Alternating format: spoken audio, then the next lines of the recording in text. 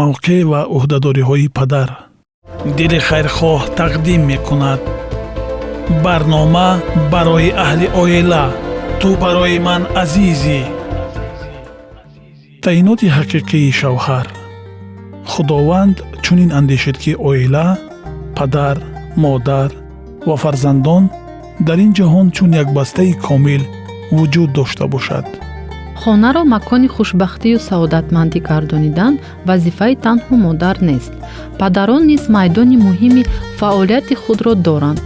шавҳар ҳалқаи иртиботи муносибатҳои оилавист. ӯ аъзои оила, модару фарзандонро бо меҳру дилбастагии қудратманд, самимӣ ва латиф муттаҳид намуда, иттиҳоди устуворро ба вуҷуд меорад. мутаассифона, фақат баъзе падарон масъулияти худро дарк мекунанд. сарвари оила. шавҳар ва падар сарвари оила аст. зан аз ӯ муҳаббат, дилсӯзӣ ва кӯмакро дар тарбияи фарзандон интизор мебошад ва ин одилона аст. фарзандон ҳам мисли зан ба ӯ тааллуқ доранд ва ӯ бояд ба андозаи баробар ба некуаҳволии онҳо завқманд бошад. фарзандон барои мадад ёфтану дастур гирифтан ба ӯ муроҷиат мекунанд.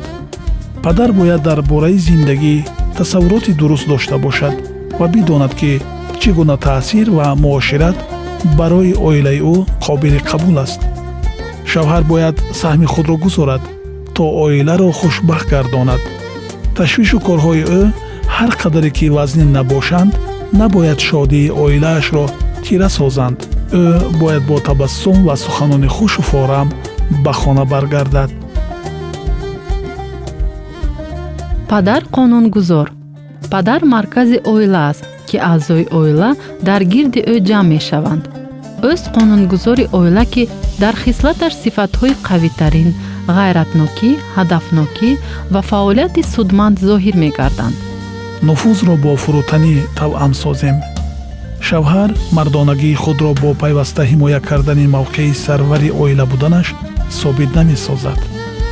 падар бо он ки аз завҷаи хеш, модари фарзандонаш мувофиқи нақшаҳои ӯ амал карданро талаб мекунад, гӯё ки ин нақшаҳо беҳтарину хубу олиянд, мардонатар намегардад.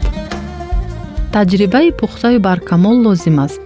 шавҳар набояд мисли кӯдак танҳо аз ҷӯшу хурушҳо таҳрик ёбад. ӯ бояд ҳамчун сарвари оилаи худ амал намояд, на мисли кӯдаки беинтизом, балки мисли инсони қавииродае ки шавқу рағбатҳои худро метавонад идора кунад. ӯ бояд тарбияи дурусти ахлоқӣ бигирад.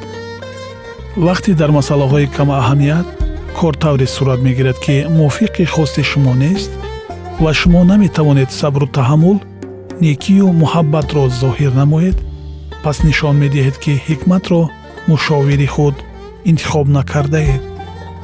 вақте шумо сабру таҳаммулро аз даст медиҳед, сангдилу бадқавоқ мегардед. ба пайдо кардани хатоҳои дигарон ва айбдор намудани онҳо шурӯъ мекунед. пас барои шумо айни замони боз истодан ва дар мавриди он хашму ғазаб ва оқибати ҳамаи он чизе ки мехоҳед ба сари аъзои оилаи маҳбуб ва ягонаи худ фурӯ резед, андеша кардан аст. шуморо лозим аст дар ҳама носозиҳою бесарусомониҳои зиндагӣ меҳрубону ғамхор, мушфиқу бахшанда ва пурсабр бошед. чунон ки ин шоистаи падар аст.